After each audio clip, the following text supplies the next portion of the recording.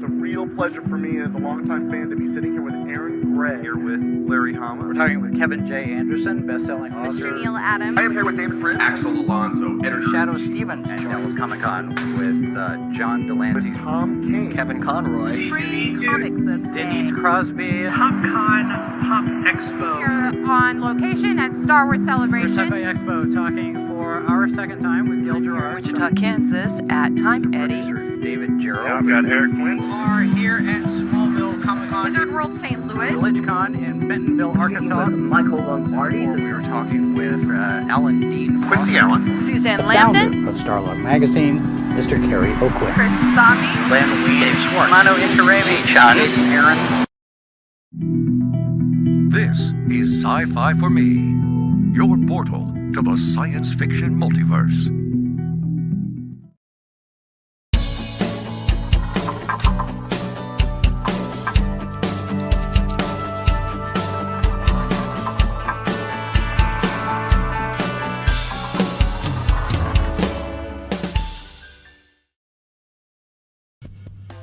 The Immortal Mask, a 1970 superhero crime noir adventure that follows a retired soldier who is given a covenant interview with a death row inmate.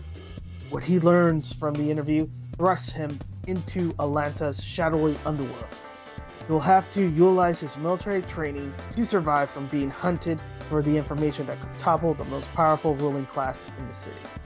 This is not a pre-order or a crowdfunding campaign. Get your books now at Denali's.com.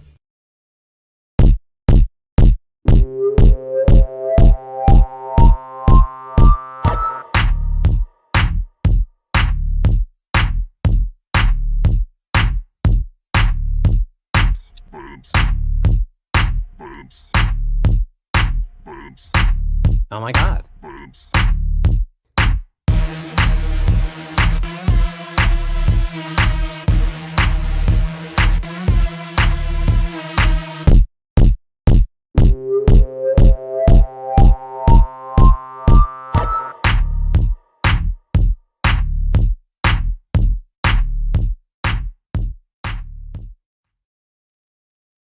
"25 seconds to curtain, folks."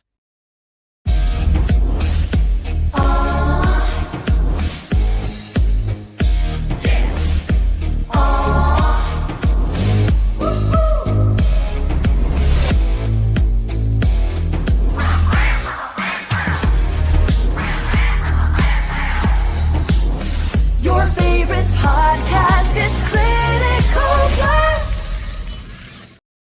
Ladies and gentlemen, Sam Quinton in the house.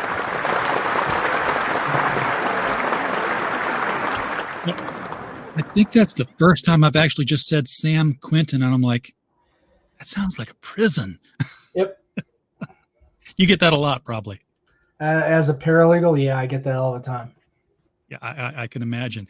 We've got a full chat out here waiting for us to start talking tonight, Sam. Captain Finity is in the house, and he is here because time travel is his thing. Now, Captain, I know that time travel is a serious dissertation subject for you. We've been down that road before. So I don't think it's going to be too serious of a thing with Tibbi tonight. It's kind of a different time travel adventure thing, but I don't know. We'll find out. We'll see. George Peter Gatsis in the chat. Sweet. Yeah, you've seen the key art already. I can understand why. And Mike Walters popping in to like, share, and say hi. We always appreciate that, and encourage people to hit up Mike Walters, the mic stand, after this hour is up to go catch the niche news of the day, and be sure that you like and subscribe while you're there. Sam, there's no squirrels in this book. There are What's no up? squirrels in this book. I don't just write squirrel books. Isn't that amazing? You get stereotyped, it's fun to break away from that, though. Yeah, I mean, we do. Right now, I'm writing 47 Furious Tales, of course, the Squirrel Samurai book that everyone seems to love so much. Reign of Ages, which I co-create with Nick Capone. Tibbi and her time-traveling psychedelic mushrooms is the newest line I'm writing. And then I've been doing a little ghost writing for some folks, but I have NDAs on that. And then also still producing role-playing game books, and we're publishing Necroholic by Brian Lee. We'll be publishing Ninth Degree by Paul Walcott starting in July when we bring that to Kickstarter, and in August Red Claw by Christian Martinez. It's going to be a busy, busy year. Yeah. So have you gone full-time publishing now? Or have you been full-time publishing? I didn't even know. I work full-time hours, but I still have a day job. Okay. I hear that. Yeah. And for full-time hours on the side job, it's generally more than 8 hours a day. Yeah, I'm putting in about 50 hours a week, I'd say. On the part-time, full-time thing. Yeah, on Snoppa publishing business, probably about 50 hours a week. Yeah. And yeah, most of that's after 8 p.m. after my daughter goes to sleep. That's between promoting, between writing, meeting with different creators, working on a licensing thing in Europe as well right now. So we've been busy. A lot of irons in the fire for Snoppa. Yeah. I'm used to staying up till midnight or past that, working with business partners who want to stay in the shadows and say, don't mention my name, you don't know me. Working on putting other books together, and it's fun, but man, it's work. It is a lot of work. It's not as easy as it seems. No, and it sure doesn't pay as much as it looks like in the movies. No, it doesn't yet, but we're hoping to get there. Yes, you need the desk and the big fat cigar someday. And I'm allergic to tobacco, so I'll pass on that. But okay. Other than that, get a rubber one just so you can have the look. Or bubble gum. One of the old bubble gum cigars they used to have when we were kids. There you go. So Sam, tell us about tonight's project. I mean, where did this isn't just a departure from what you normally do in terms of its people. It's a change of tone, right, so to speak. And that's the fun part about being a writer. You can take the opportunity to explore different interests and different concepts that come to you. I had this particular concept was actually born out of me nodding off for about a minute or something or whatever. I'd been going hard charging, like I think 2, maybe 3 days at that point. Finally got to the weekend. I was going on, like I said, over those 2.5, 3 days, I probably had 4 hours of sleep as we had just finished up a Kickstarter campaign. And by that, I mean, I just finished shipping out everything for backer rewards. And we were working on another campaign that we had coming up at the time. And that would have been for, I think we were getting ready for Necroholic. That was what we were getting ready for. Necroholic issue 1. And I talked to my father and I sat down and I was going to have a sandwich, watch a cartoon, and then get back to work. And I had my notepad on the arm of the chair with the pen and everything because I had been writing on another thing that I was working on. And I sat down, I turned on the TV, and I just nodded right off. And then I jerked awake, and I remember that I just blurted out, time traveling mushrooms. And I kind of stopped because, of course, my daughter, this was a weekend, she was at her mom's. Normally she's here, but she was at her mother's that weekend. And so I wrote that down real quick. I'm like, time traveling mushrooms. I'm like, time traveling psychedelic mushrooms. That makes more sense. Because, of course, that made more sense when you're sleep deprived, right? Sure. And then I needed a name for the lady in my head that was going to be using mushrooms to travel through time. And I played around with a couple of concepts for a few minutes, wrote Tibbi, and then went back to sleep. Yeah, because Tibbi's not a name I've ever heard of before for a person. I mean, it's I had Latin conjugation. A kid that we called her Tibbi. Her name was Tabitha, but I mean, when I was a real young kid, when I was like 7 or 8, and the thing about that is she went by Tibbi because when she was really, really little, she had knocked her teeth out early on a bicycle or something. And so when she would try to say Tabitha, it kept coming out funny. And so she just started saying Tibbi instead. And she went by Tibbi the entire time we were in elementary school together. All right. Folks, before we get too deep into this, I want to remind you all that the link for tonight's campaign is right below the video. And guess what? You can put your wallets away. You don't have to worry about anything. This is still pre-launch. We're just here to whet your appetite, get you excited for what's coming up here. What do you call a mushroom hunt? Is there a special name for that? I don't know. I should probably know that, but I don't. It's interesting. I just went outside and I put it on Twitter. We'll call it a field trip. How's that sound? Yeah, I like When that. you're hunting for psychedelic mushrooms, we'll call it a field trip. It's a trip. Trademark Sonoma Publishing. Yes. So I was going out to check the mail this afternoon, and I came back and got my camera because I live on top of a mountain, and off to the side of the driveway, right into the woods, because they're right there.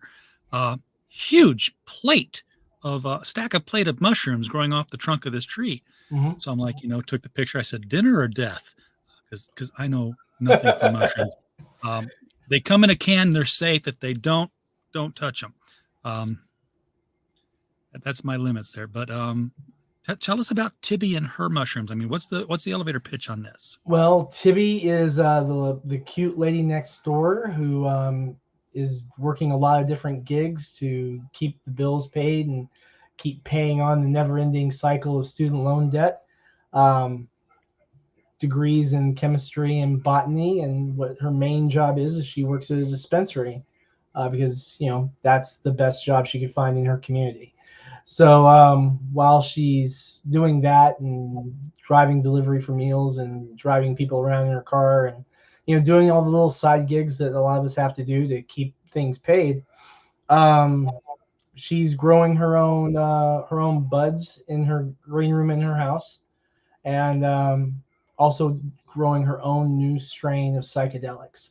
And this first issue is the story of her first experience with her homegrown, all new strain of psychedelic mushrooms, one that she created her very self that had an unforeseen side effect of hurtling her through space and time.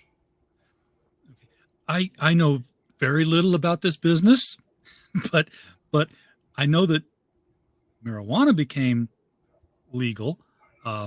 Working for a bank, it's interesting because it's like marijuana is legal in all 50 states, but it's not legal federally. So it's only just now legally, medically in Kentucky where I live. It had been criminal until I think last month before that, something like that. So medically, on its way to recreational, you're fine. But we're one of the last people to legalize. Yeah, but because it's federally that way, dispensaries can't get like business loans and such, right, because the banks are federal institutions. But I don't think that mushrooms, psychedelic mushrooms, have made that leap yet. They've only been decriminalized in a handful of jurisdictions. They have. And to be clear, this isn't about the psychedelic culture who's exploring psychedelics. This is about the fun episodic adventures that Tibbi has as a result of this strange empowered mushroom that she's created. And so we're creating these, one story, one book stories, right? So the feeling for this for me is trying to encapsulate something that would fit comfortably in the pages and just be a good romp through time. Something like one of the feel-good stories from the earlier Doctor Who series. Or, okay, maybe there's a few other time travel series we can get into. I won't really bore folks with it. But our very first leap, I wanted it to be, poignant and to really grab people's attention. And so we have Tibbi decides just to take a bath, to relax a little bit, try her homegrown hallucinogen, and she's got the evening off. Let's just enjoy it. And boom, she ends up falling through a portal that opens in her bathtub. Covered in nothing but bubble bath, she alights in what you see in the scenes that we've provided. As you see here, she's busy running from something, which we'll tease that a little, not too much longer. We'll go ahead and show folks what she's running from here. Let me pull that. So this is some long-lasting suds, I'm guessing, because it's going to have to cling. It was. I wanted it to be artistic. Okay, yeah, but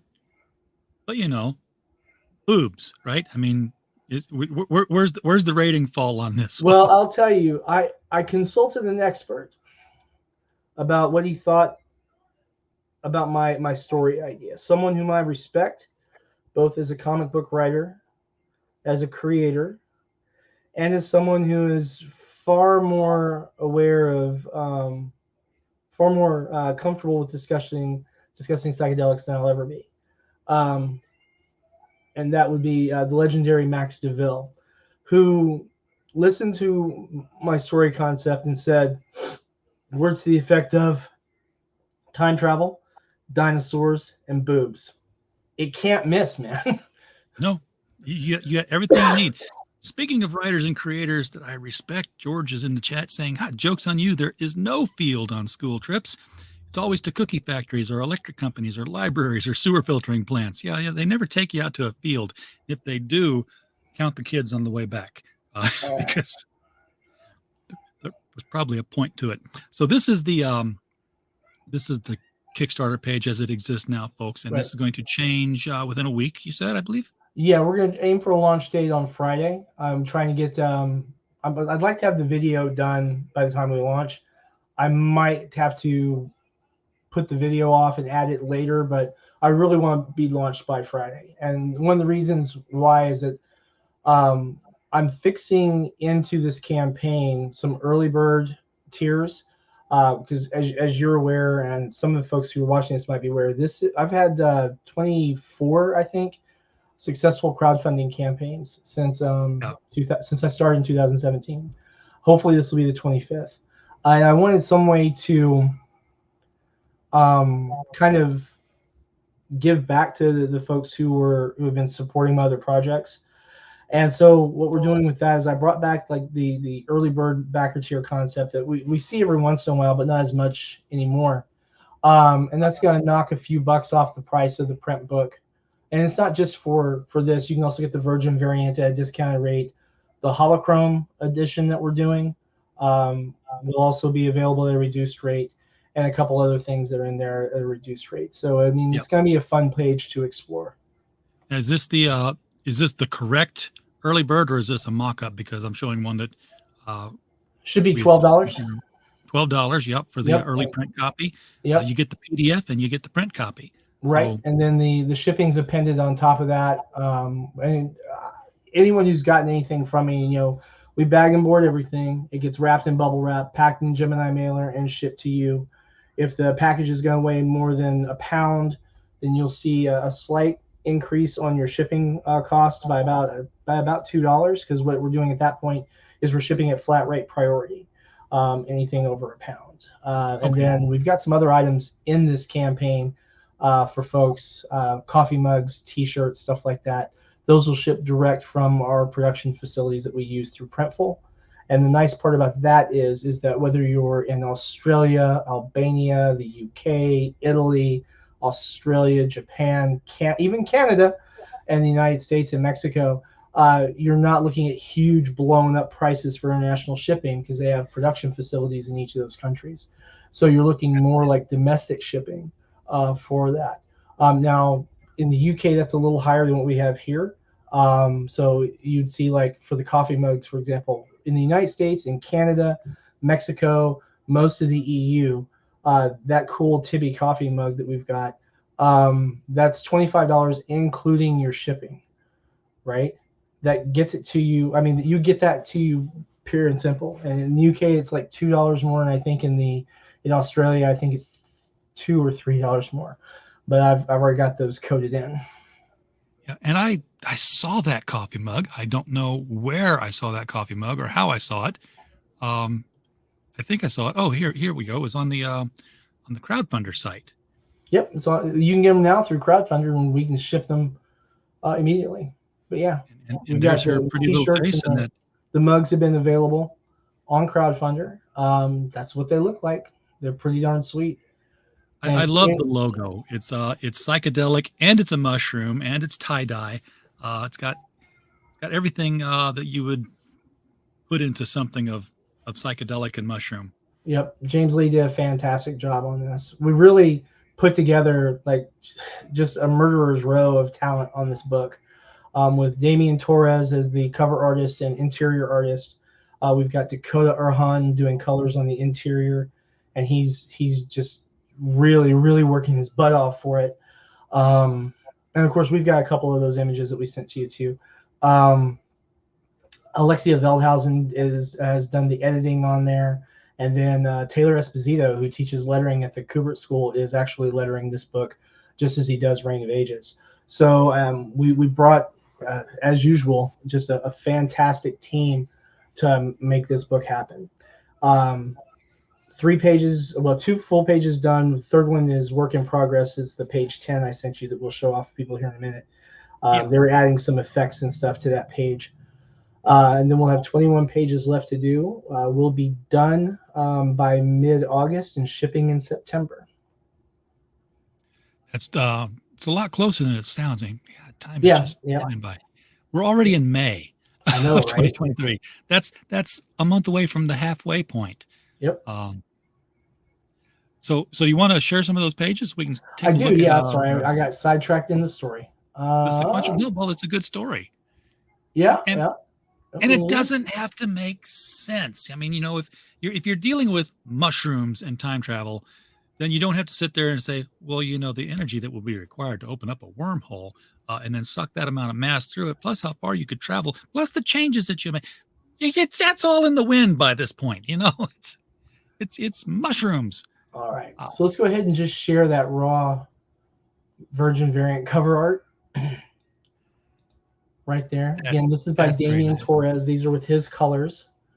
And we've actually been selling this print now for a few as a print at 11 by 17 for a few months. Then we just got our holochrome version of it in. We've already sold a few of those. And that was nice to be able to, get some funding in. But it's just as beautiful as it looks, even more so in person. This is one of my favorites. It kind of breaks my heart in a way, but we are also offering the original of this for one very, very lucky backer. Let me go ahead and get that real quick. You talking about the pencils, the inked, or fully colored? It's penciled and inked original. Let me go grab the image I have of it. I took a picture of it so that we can see it better than trying to do it with my webcam. I can see the print stood up behind you there. Yeah, that's my personal poster. It's 24 by 36 inches. I need to get some wall space cleared for it. But this is the original for that cover by Damian Torres. Absolutely gorgeous. I love pencil and ink work. Yeah, just the grayscale too. He's absolutely just an unbelievably skilled artist. Love his work on this. And his character design elements for Tibbi were spot on in pretty much the first go. We had a couple of conversations about what I was looking for in the main character. Everything from face shape, hairstyles, hair colors, build, and everything. We didn't really want the superhero build. We wanted someone who was, fairly fit, but, not absolutely perfect, which is kind of like my idea of perfect. You know what I mean? Yeah. The flaws. But yeah, just absolutely gorgeous main character, relatable lady next door. I would say the girl next door, but every time I do the folks in the team, like, she's late 20s, early 30s. You can't call her a girl. I'm like, all right, okay. We'll call her lady next door. But yeah, absolutely gorgeous work. George is asking, are you going to put up a high res for fans to color or for fans to have on their desktop? For the original? No, but we will be having a black and white, unlettered, uncolored version attached with the crowdfunding PDF. Okay. So the crowdfunding PDF will have that. It won't be at a high res because we've already had a problem with one company I had to litigate against for stealing something we had copyrighted, and we won that case in federal court, no less. So that was good. But of course, the company is pretty broke, so I get about $1, about $1.85, I think was the last time I got paid. So yeah, well that's fine. That's a trip to the soda machine that they can't make that day. Yeah, but it's gonna take them like 400 years to pay me off or something like that. So because it was a violation of copyright, so it's a pretty hefty judgment award. So But Chris says, "Wait, she lives next door to us," and that has the parents of the girl who does live next door up in arms. I'm like, "Hey, wait a minute." So when I first saw the concept, I immediately formed this image of Tibbi in my head, which this is satire parody. She's probably ditzy, but you said she's got these degrees. She's she doesn't sound like she's like an airhead of any kind. She's not. She's not. I mean, this is the lovable, relatable lady next door. The lady you can be friends with, or if you're unmarried, single, and straight, she might be the lady you're crushing on from time to time. But especially if she's running around in soap bubbles, for crying out loud. Well, when the dinosaur's chasing you, try to eat you. I mean, I would run too. I don't care what I got on. Yeah. So one of my friends, I showed this to her, and she's like, the dinosaur looks like it's literally trying to eat her ass. I'm like, well, that's probably what he'll catch first. So yeah. Yep, absolutely. He'll take whatever's there. But so how big is this? Go on. I was just wondering how big the book is. I'm guessing standard size, because 12's not that much. It's standard size, regular 6.69 by 10.24 is our print size from that we use through Mix'em. And so we're using also those same heavy, high quality papers that we're famous for. So we're looking at depending on paper availability, we'll either have 120 pound or 110 pound, 100 pound cover stock, depending on what the paper availability is when we place the order, with a satin soft touch finish on the outside. So it's going to feel good in your hand, just like Reign of Ages does, just like Necroholic does, just like 47 Furious Tales does, with 80 pound interior silk finish pages on the inside, just like we do for Reign and Necroholic and 47. High quality book. We've got a sizable Kickstarter goal for this, so we're swinging for the fences to finish, paying for the rest of the book to get some sizable print runs done. Because I myself, I don't reprint covers. So once this cover is sold out, that's it. So I'd like to print between 3,000 and 5,000 copies of the main cover, with a few hundred virgin variants, and we'll print whatever's ordered from the Kickstarter for the holochromes, plus probably 200 or 300 more on top of that, to make sure that we have stuff for convention stock and such. Yeah, this is tailor-made for Kickstarter, because Kickstarter is a very welcoming place for the bad girl, good girl comic book art.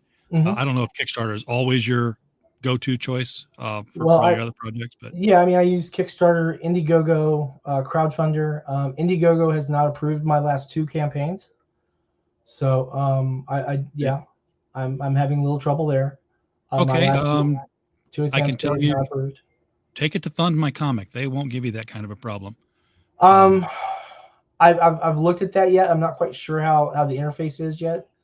But the thing about this is I really need to get that Kickstarter audience on this, just because we're trying to reach 9K on that. And let's face it, no one follows me on Twitter for my good looks. You know what I'm saying?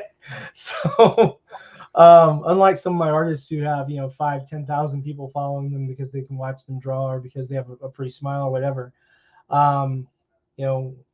at my age, everyone's like, oh, that dude's still making comics. And like, you better believe I'm still making comics. Comics, role-playing game books, you better believe it, partner. So, I really have to go where as many people can be seen. Yeah, I completely understand that. I'm just saying, if you're going to go somewhere after, that's usually the trap is, you go from Kickstarter to Indiegogo, and you kind of collect whatever's left on the table. If Indiegogo's not working with you, well, I mean, and my full disclosure, I'm an admin on the site, so yeah, my last 2 submissions were never approved. Yeah, they're. I mean, they didn't send me a rejection; they just never approved them. Yeah, so, they just let it go to die. Yeah. Yeah, they just never did anything. They just sat there pending, and like one of them, I sat there for 3 weeks and it never moved. So I went in and just stripped everything out. Yep. And a lot of people are having issues in the comics industry with Indiegogo right now. I think it's probably staffing related is what I would expect. Because let's face it, if you're gonna find someone in indie comics who isn't controversial, you're gonna run smack into me. I'm about as uncontroversial as it gets. I think so anyway. That's now that you've said that, we'll find 10 people saying, "Oh yeah, well, he did say this one thing," and I was. Oh yeah, that's true. That's true. There's always there's always that one person. Yeah, I mean, I do get hate on Twitter sometimes, usually in the forms of DMs with inappropriate images attached, but it is what it is. It's the world's great. If it wasn't for people, we'd be fine. I know, right? Chris says that after he's seen the print several times, sell our comics. Yeah, just sell comics. That's all we're here for. Chris says he saw the dinosaur several times and thought it was a standard, and he's like, he just recently realized it's covered in feathers. So she's wearing a giant chicken. The recent studies that we've been looking at say that the raptor had a lot of feathers on it, and there's the thought that T-Rex might have actually little short arms, may have been actual vestigial wings, and that might be why they're sitting up there. So there's a lot of stuff coming out of the science that says, hey, your chicken is basically was once a dinosaur. So your chickens may have once been a velociraptor. I'm not a paleontologist, so I'm not going to say that with any expertise or authority, but that's my understanding. No, me neither. Anytime I think of paleontology, first thing that always springs to mind is this old Mad Magazine cartoon where there was a T-Rex skeleton and the janitor is wiping up and he knocks it over. He looks around, he puts the bones back together as best he can, and he walks away, and it's a horse and half a cow. Oh man, I thought it was funny. I was 12 and it stuck with me for 40 years. So I'm trying to find this next image I was going to show you, and I think I've placed it somewhere funny. Bear with me a second while I go hunting for this. Absolutely. So I'll tell you what I'll do. I'll open this one next. We'll open the black and white version of the two. There's a 2-page spread in this book, which I really like doing artistically. I just really, really hate formatting them, because they are really tricky to make that look right. Like really, really tricky. But this is the black and white of pages 18 and 19. And so it's modeled after, as you can see, it's modeled after the cover, because the cover, we always want the cover to reflect what's going on in the book, right? Yeah. So this isn't a trim. This is just an adaptation. Try it one more time. This isn't a trim of that cover. This is an adaptation of that cover. This is the interior art for the pages 18 and 19.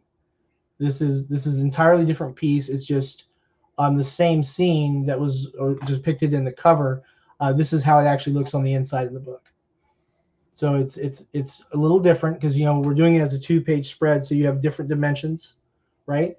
Also by Damien, and he picked a different part of the run, although he's still right foot forward, because this is, let's just face it, this is just great body posture.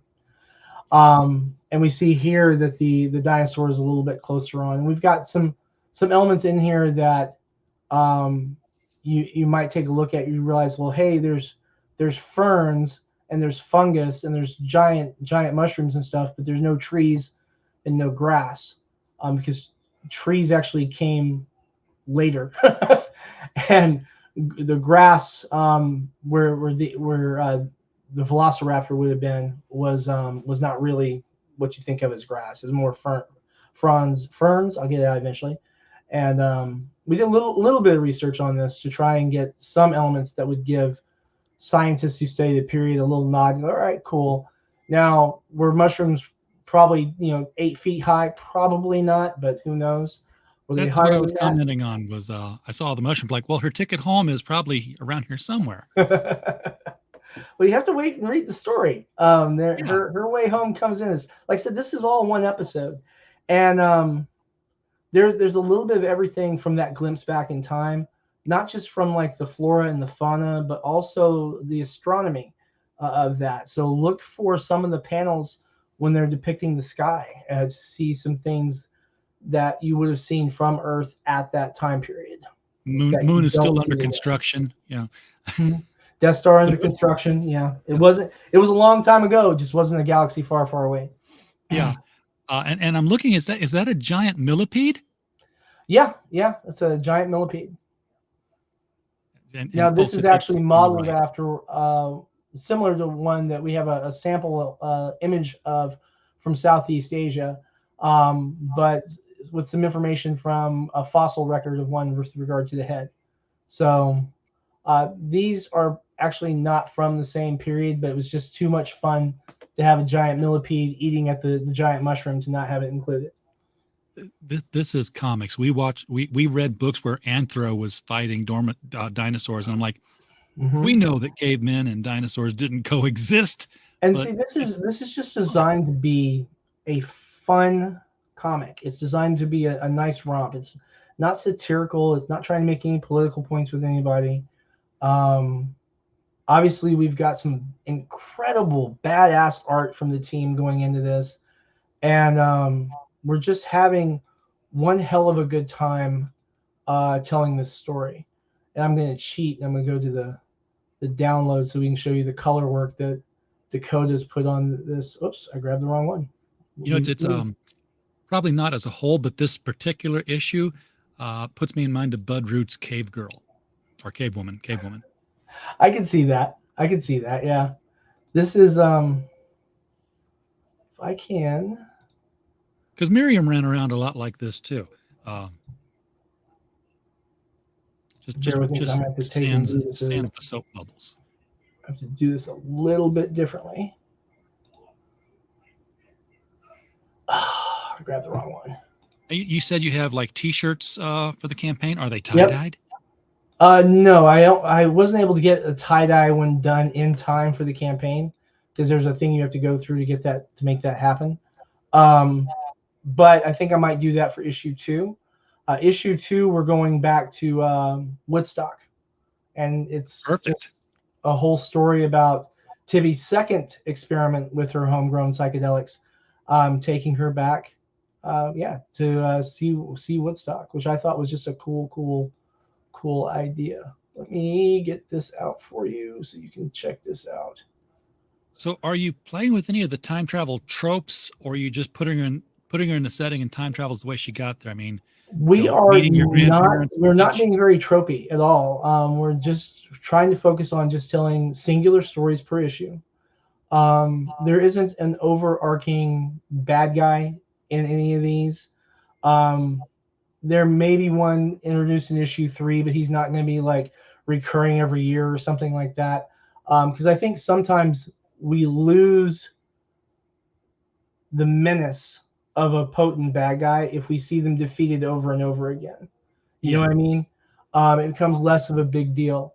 But if we have, say, someone who is badass, right? And who is really, really dangerous, but then you don't see him for a while, you run into this interesting little thing where, hey, we know this guy's out there. We know he's going to be doing bad stuff. We can't see him. We don't know where he's at, so we can't really do anything about it. But what happens if we run into him again? You know? And even that's not so much an overarching plot in and of itself, but just a really great character that you can bring out to rev up the story. Like in Harry Potter, there were some characters that had that kind of punch to it.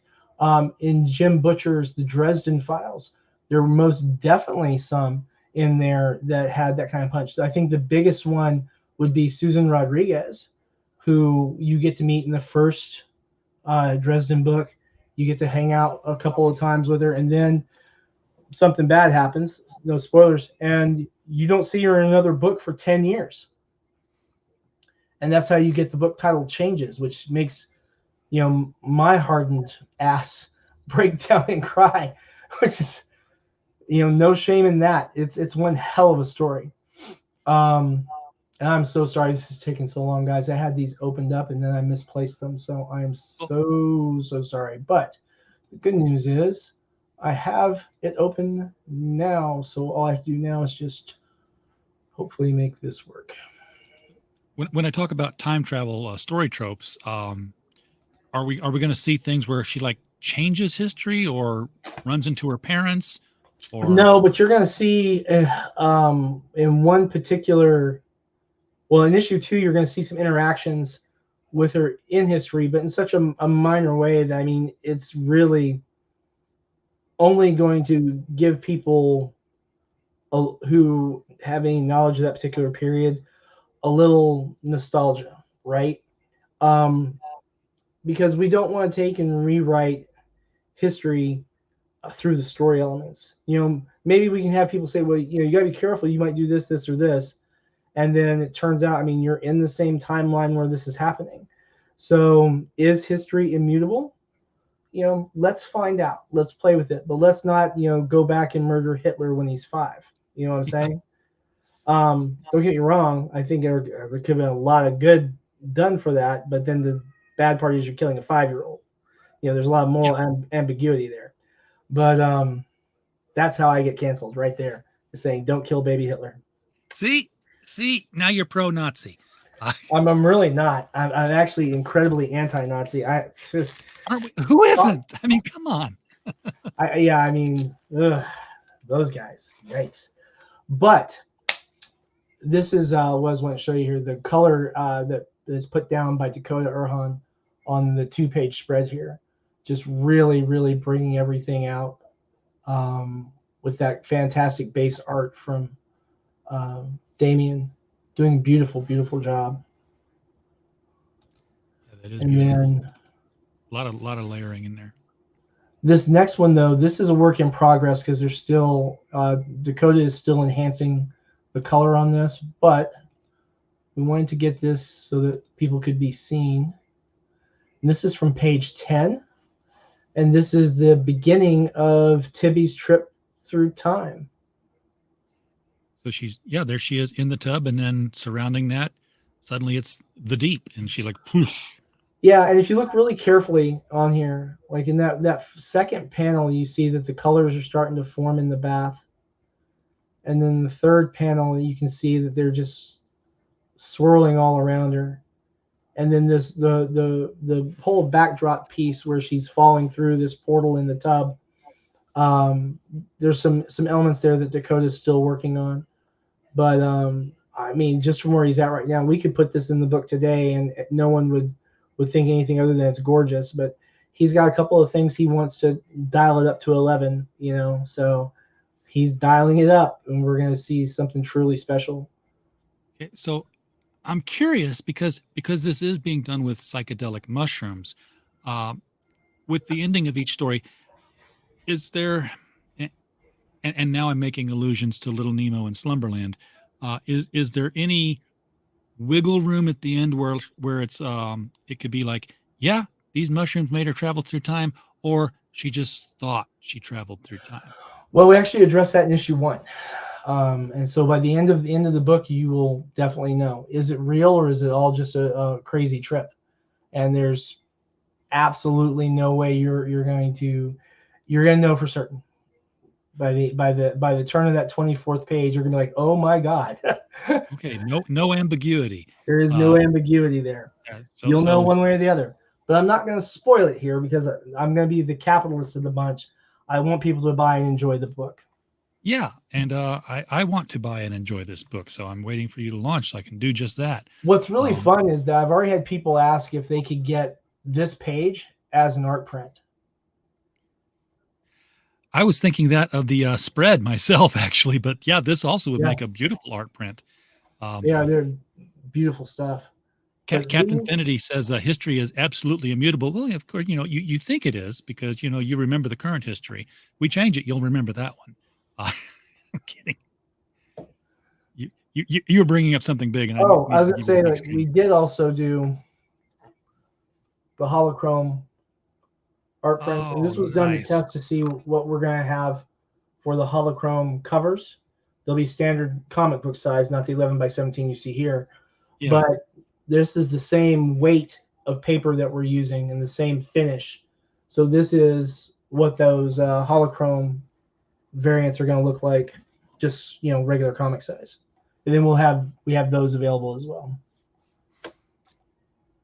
So do you have a publication schedule in the works for this? I mean, we haven't even launched number 1, and I want to know when's number 2 coming out. When's number 2 we're targeting next year, and the reason being is our production schedule is so crazy right now, because we've got Tibbi launching this week.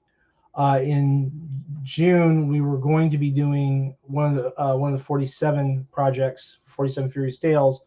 But we have a scheduling conflict with Alexia, so we're having to reschedule that to later this year. In July, we've got Ninth Degree. In August, we've got Red Claw. In September, we should have Necroholic. I've got to touch base with Brian to make sure we're still on schedule. And then if everything holds together, October, we should see Reign of Ages issue 4, which will conclude the introductory arc for Reign's journey. And then in 2024, we'll bring Reign together as a trade, collecting the first 4 for the people who missed those Kickstarters. And then we'll be doing more and more. We'll do probably 3 issues of Necroholic next year. And then we're planning at least 3 issues of Ninth Degree, maybe 4. The Red Claw campaign, we're still waiting to see what we want to do with Christian, which we'll be talking about more thoroughly after the Kickstarter campaign for that. And then if I have my say about it, we'll have 2 issues of 47 Furious Tales next year. And then and when I say that, I mean if we raise enough money to make it happen, we'll have 2 issues of 47 Furious Tales next year, as well as 2, possibly 3 issues of Reign of Ages for issues 5 and 6 and maybe 7. You need a bigger staff. Well, I mean, I don't have any employees. Everyone's freelance, but I mean, we pay everyone very, very well. I have been criticized because some people think I pay people too much, which is a ridiculous thing to be criticized for. I can tell you that my artists don't complain, and you're blowing the curve. So that's cool. My artists are happy as long as we can keep books funded, and then everyone makes money. The nice part about it is when you pay your artists well, they tend to lean in and really, really push the promotion, because that book has to fund in order for them to get those big paydays. So yes, it does.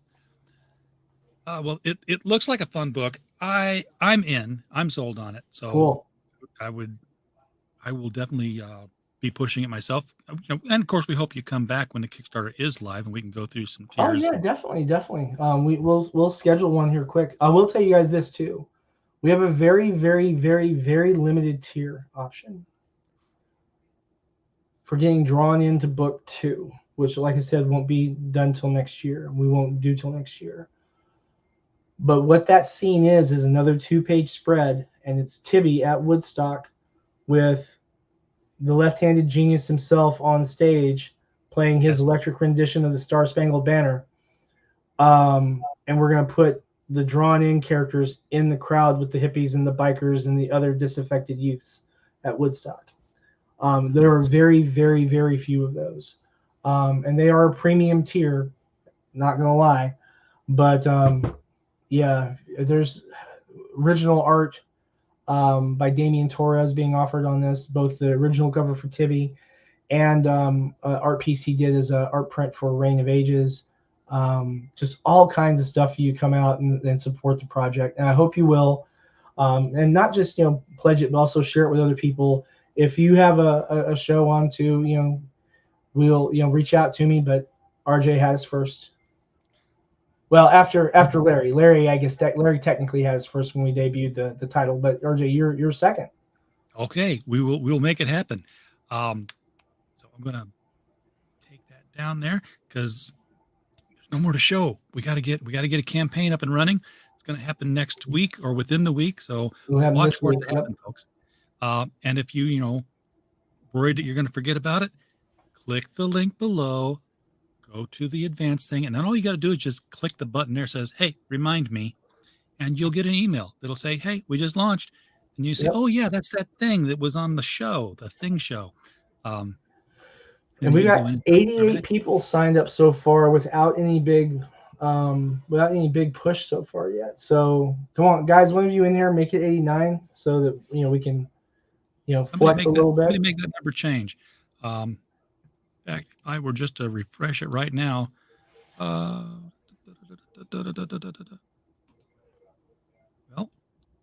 it's a very slow refresh, but oh, you do have 89. So never mind. See, there it is. There we go. You got 89. I did not expect to hear it. But yeah, definitely come out and take advantage of that. We have some really great. Wow, I'm sorry about that. Oh, that's cool. That's good news, right? Yeah, I need to turn that notification down. Sorry about that. Not a problem at all. Glad to hear. One from Kickstarter, one from a messenger, and it looks like now I've got one from crowdfunder. So fun. That's what we want to hear. If those things happen when people are backing your book, then turn it on the next time you're on the show. We can just hear chime all the way through the show. Great. Yeah. Yep. Sam, thank you so much for coming on tonight and bringing this book to us. Again, I can't wait to see it. Got to get you back soon so we can get deeper into it. But you've got my money. You got my $12 at the very least, and we'll see what add-ons are out there to throw on it as well. Everybody in the chat, thank you so much for being here tonight. We don't have a show without you. You might not have known it, but I did duck out for 5 minutes there and changed history so that Berenstain is spelled Stain, and you can't prove that I didn't. I challenge you to. But other than that, we don't have a show if you're not here. So we're very glad that you are here to share the experience with us. And of course, while you were here, we do hope that you had a blast. Good night, everybody.